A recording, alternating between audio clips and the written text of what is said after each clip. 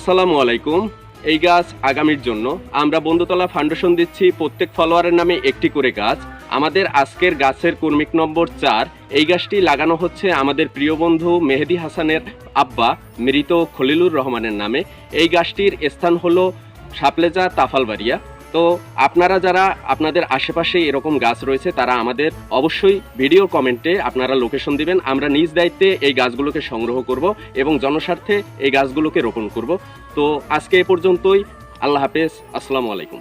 এই গাছ মরে না, এই বট গাছে মরে না, শত বসে গেল কারণ এই গাছ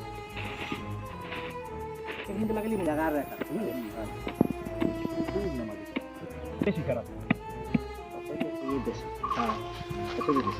সব হিসাব করিনি মরবে না, মরে না গাছ, কিন্তু মাঝে মাঝে একটু পানি ফুনি দিয়ে আরো ভালো হয়। তখন একটু ভিজা মাটি উঠে যাবো কাকু, না লাগবে না, তুই হুঙ্গি মাটি দিয়ে একবার পানি দিই, সেরপর খাই আমি পানি দিয়ে দেবো। যেদিন মনে পড়ে এই বট গাছ মরে না, খালি গাছ পাইতে না খাই গিয়ে পুরো পানি ফুনি আবার ভবিষ্যতে এই মাছ তো অনেক জায়গায় লাগাইছে। আমাকে এই এলাকায় বট গাছ নাই বললেই চলে, কিন্তু পানি দিল নাকি কয়েক পুরুষ রাখতে দেয় গাছ। আমার জানি এখানে একটা বেঞ্চ মাটি কিন্তু সব পারা আরো সব মাটি